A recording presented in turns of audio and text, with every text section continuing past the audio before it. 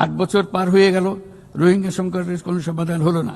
উপরন্তু বাংলাদেশ প্রতিনিয়তই মায়ানমার থেকে আগত রোহিঙ্গাদের আশ্রয় দিয়ে চলেছে। স্পষ্টতই সাংস্কৃতিক পরিচয়ভিত্তিক রাজনীতির কারণে রোহিঙ্গাদের উপর অধিকার বঞ্চনা ও নির্যাতন রাখাইনে অব্যাহত রয়েছে। রোহিঙ্গাদের প্রান্তিকীকরণ প্রক্রিয়া আর চলতে দেওয়া যাবে না।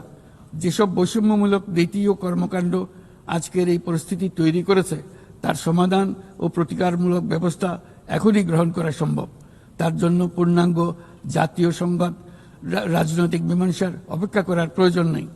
রাখাইনের সমস্যাগুলো চূড়ান্তভাবে রাজনৈতিক সমাধান করা দরকার। তবে এর জন্য রাখাইন অঞ্চলের সংশ্লিষ্ট সকল জাতিসত্তার অংশগ্রহণে এমন একটি বন্দোবস্ত প্রয়োজন যেন রোহিঙ্গারা সম অধিকার ও নাগরিকত্ব সহ সমাজের অংশ হতে পারে। এই সংকটের সবচেয়ে বড় ভুক্তভোগী রোহিঙ্গারা, আর তাদের পরে বৃহত্তম ভুক্তভোগী হলো বাংলাদেশ।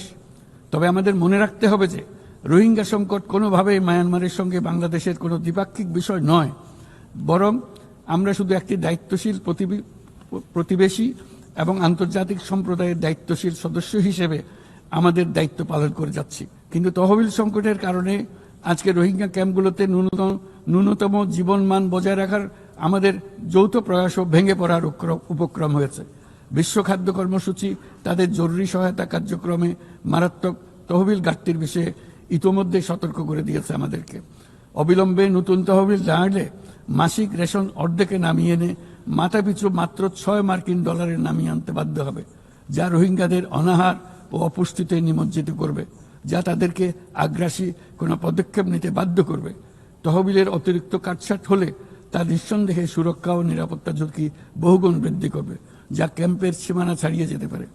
তাই আমি বিদ্যমান দাতাদের সাহায্য বাড়াতে এবং সম্ভাব্য নতুন দাতাদের অনুদান প্রদানের আহ্বান জানাচ্ছি, যাতে এই বিপর্যয়কর পরিস্থিতি এড়ানো যায়। মানবিক সহায়তার জন্য নতুন ও বর্ধিত তহবিলের বাইরে আন্তর্জাতিক সম্প্রদায়কে অবশ্যই মায়ানমার সরকার এবং রাখাইনের অন্যান্য অংশীদারদের উপর ইতিবাচক পরিবর্তন ও দ্রুত রাজনৈতিক সমাধানের জন্য চাপ প্রয়োগ করতে হবে। অন্যান্য প্রতিবেশী দেশগুলোকেও তাদের দায়িত্ব পালন করতে হবে। রাখাইনে স্থিতিশীলতা আনতে আন্তর্জাতিক সম্প্রদায়ের যে কোনো যৌথ প্রচেষ্টায় সহযোগিতা দিতে বাংলাদেশ সর্বদা প্রস্তুত। আমরা আশা করি আগামী 30শে সেপ্টেম্বরের উচ্চ পর্যায়ের সম্মেলন বিশ্বব্যাপী দৃঢ় সংকল্প তৈরি করবে এবং রোহিঙ্গাদের জন্য বাস্তবসম্মত আন্তর্জাতিক সহায়তা নিশ্চিত করবে, যেখানে তহবিল